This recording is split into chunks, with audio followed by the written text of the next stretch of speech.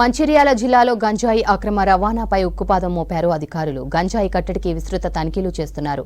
25 ఏళ్లలోపు ఉన్న విద్యార్థులు, యువతే గంజాయి సప్లై చేస్తున్నట్లు గుర్తించారు పోలీసులు. ఇటీవల రైల్వే స్టేషన్లో 4గురిని అరెస్టు చేశారు. బెజ్జాల గ్రామంలో ఇంటి ఆవరణలో గంజాయి మొక్కల సాగు చేస్తున్న ఓ వ్యక్తిని అదుపులోకి తీసుకున్నారు. గంజాయి నివారణకు పోలీస్ శాఖకు యువత సహకరించాలని కోరారు పోలీసులు.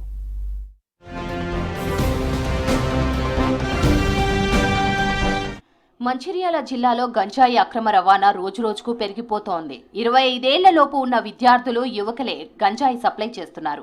జల్సాలకు అలవాటు పడి కొందరు, జీవనోపాధి కోసం మరికొందరు ఈ పని చేస్తున్నట్లు తెలుస్తోంది. నిర్మానుష్య ప్రాంతాలు, పాత బిల్డింగ్లను అడ్డాలుగా మార్చుకొని గంజాయి సప్లై చేస్తున్నారు. ఈ క్రమంలోనే కొందరు పోలీసులకు చిక్కి జైలు పాలవుతున్నారు. 10 గ్రాముల గంజాయికి 100, 150 రూపాయలు, 20 గ్రాములకు 200 నుంచి 300 రూపాయల చొప్పున గంజాయి విక్రయిస్తున్నట్లు తెలిపారు అధికారులు. ఈ మధ్య మంచిర్యాల రైల్వే స్టేషన్లో గంజాయి విక్రయిస్తున్న 4 వ్యక్తులను పోలీసులు అరెస్టు చేశారు. జల్సాలకు అలవాటు పడి తక్కువ టైంలో ఎక్కువ డబ్బు సంపాదించాలని గంజాయి సప్లై చేస్తున్నట్లు గుర్తించారు. మహారాష్ట్రకు చెందిన మరో వ్యక్తితో కలిసి గంజాయి సేకరించి మంచిర్యాల పరిసర ప్రాంతాల్లో అమ్ముతున్నట్లు కనిపెట్టారు. అటు తాండూరు మండలం బెజ్జాల గ్రామంలో ఇంటి ఆవరణలో గంజాయి మొక్కల సాగు చేస్తున్న ఓ వ్యక్తిని అరెస్టు చేశారు. ఆ ఇంటిపై రైడ్స్ చేసి మొక్కలను ధ్వంసం చేసి నిల్వ ఉంచిన 25 గ్రాముల గంజాయిని స్వాధీనం చేసుకున్నారు. జిల్లాలో 3 ఏళ్లలో గంజాయి సప్లై చేస్తూ పట్టుబడినోళ్ల వివరాలు ప్రకటించారు పోలీసులు. 2022లో 7 కేసుల్లో 18 మందిని అరెస్టు చేశామని, 7 కేజీల 82 గ్రాముల గంజాయిని సీజ్ చేశామని చెప్పారు. 2023లో 49 కేసుల్లో 73 మందిని అరెస్టు చేసి 483 కేజీల గంజాయిని సీజ్ చేశారు. ఈ ఏడాదిలో 27 కేసుల్లో 47 మందిని అరెస్టు చేసి 52 కేజీల గంజాయిని స్వాధీనం చేసుకున్నామని తెలిపారు అధికారులు. మంచిర్యాలలో గంజాయే ఎక్కువ వాడకం ఉంది. దీనిలో భాగంగా పాత నేరస్తుల్ని దాదాపు 300 మందిని పిలిపించి కౌన్సిలింగ్ చేసి వాళ్ళ పేరెంట్స్ తోటి చూసి వాళ్ళపై నిఘా పెట్టినాము.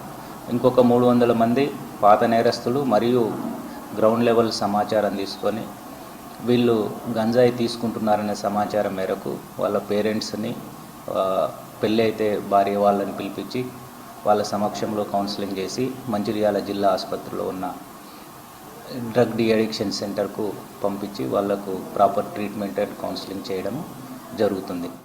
గంజాయి సప్లై చేసిన వారితో పాటు తీసుకున్న వారిపై కూడా కఠిన చర్యలు తీసుకుంటామని హెచ్చరించారు పోలీసులు. గంజాయి తీసుకున్న వారిని వెంటనే గుర్తించేందుకు ప్రభుత్వం గంజాయి కిట్లు తీసుకొచ్చిందన్నారు. జిల్లాలో ప్రతి పోలీస్ స్టేషన్లో కిట్లు అందుబాటులో ఉన్నాయన్నారు. గ్రామాల్లో డాగ్ స్క్వాడ్ తనిఖీలు ఉంటాయని, తల్లిదండ్రులు తమ పిల్లలపై నిఘా ఉంచాలని సూచించారు. తెలంగాణ ప్రభుత్వము కృతనిశ్చయంతో ఉంది. డ్రగ్స్ అనే మాట తెలంగాణలో వినొద్దని ముఖ్యమంత్రి గారు కానీ ప్రభుత్వం కానీ ఆదేశించడం జరిగింది. మా ఉన్నతాధికారుల ఆదేశం మేరకు స్పెషల్ టీమ్స్ ఫామ్ చేసి పనిచేస్తున్నాము.